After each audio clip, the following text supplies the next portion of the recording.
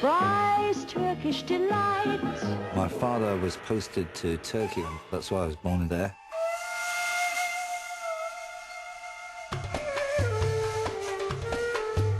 He was screaming in Turkish when he was about 3, shouting down the stairs, some Turkish curse that he'd learned.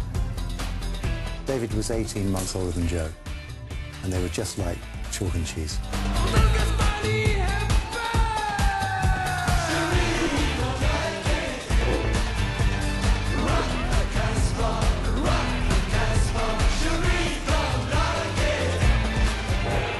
My father was then posted to Cairo for 2 years, and then to Mexico City for 2 years. I went to a Mexican school where they spoke no English, and then to Bonn in West Germany. See, I gotta see the signs, stripped and cleaned before your eyes. So glow, fresh and ready to grow. That's a great Elvis Presley and my favorite Elvis tune because it's got that New Orleans flavor in there and you can feel the heat on the street. 1960, I believe, was the first time I saw him. Johnny Mellow, he was called then. He was obsessed with taking my sister's clothes off.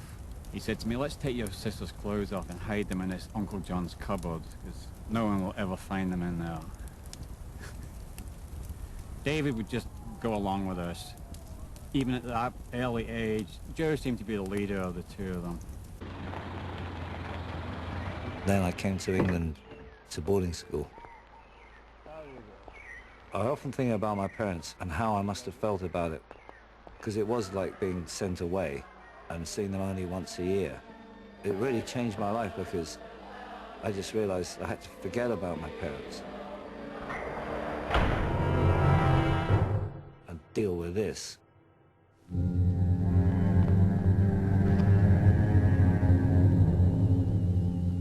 It was a school where people hung themselves. I quickly realized that you either became a power or you were crushed. I had a gang because I realized you had to fight fire with fire. It was either bully or be bullied. I was one of the principal bullies. And there was no protection from anybody or anything. I was happiest at school because I was in charge of my own world. My brother was very shy. He was a little bit older than me in the year above. They used to say in school he hadn't said a word all term. And I was the opposite. I was a mouthy little git. Joe kept himself out of trouble, very cleverly. I mean, we'd all be in the shit, wouldn't we? Most of the time. Joe always... He knew how to handle people, even the people that were trying to hurt him.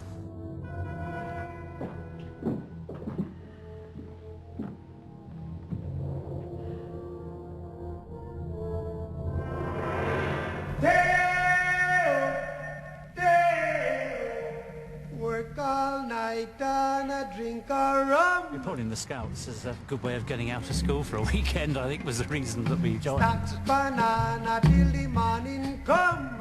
We used to spend a lot of time building camps and campfires and all that.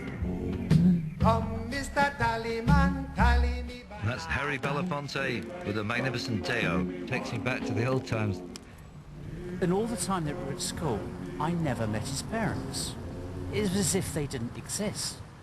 He'd go back for holidays.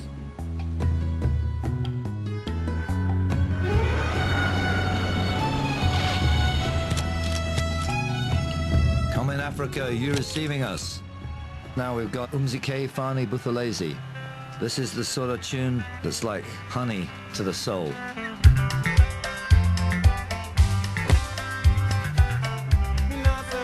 Malawi made a big impression on him. He liked the people. I think it just gave him a wider perspective in the world at a very early age.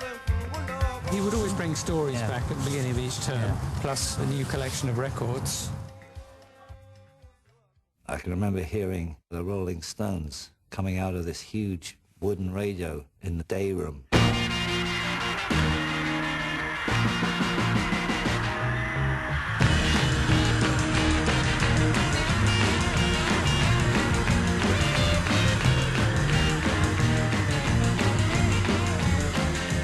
sound was so different from what we were living in our actual day-to-day reality. It was the sound of another world.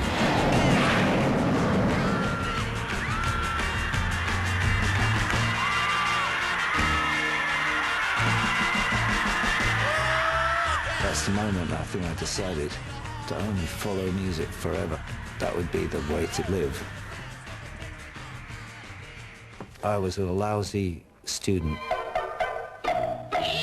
I was always last in the class. My reports would be really terrible, the worst you can possibly imagine. My relation with my father was even worse. I began to dread seeing him, even once a year, because the report would arrive in the post, and then all hell would break loose.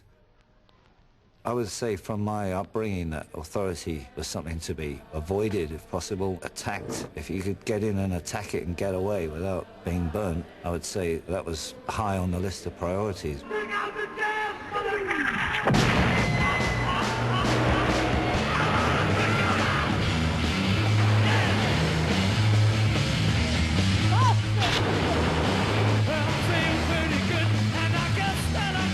1968, the whole world was exploding. There was Paris, Vietnam, Grosvenor Square, the counterculture. I think that gave me an edge to put into punk. It was a great year to come of age.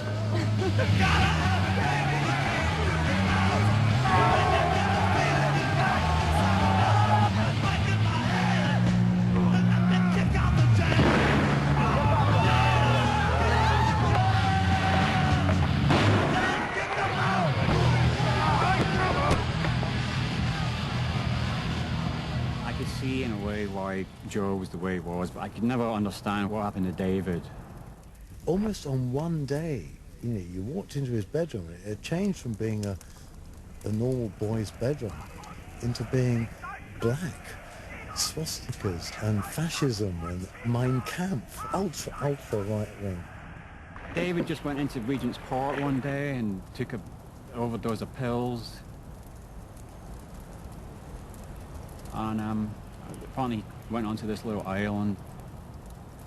He decided that things weren't satisfactory. Joe being the first person to see him and had to identify the body, which must have been a terrifying trauma. But he didn't talk about it. I think he wanted to kind of keep a lot of stuff at bay. Just keep it at a distance. I'm the family's unknown boy, golden curls and bendy hair, pretty girls with faces fair, see the shine in the black sheep boy.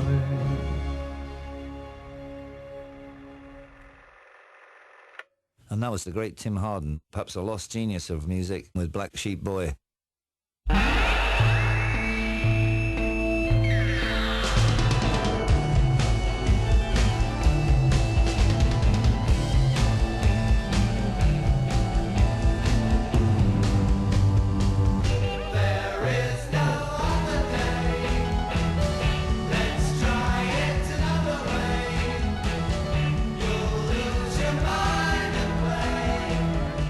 Straight out of this dead strict environment where you had to like really struggle to get out the game and straight into this seething LSD orgy.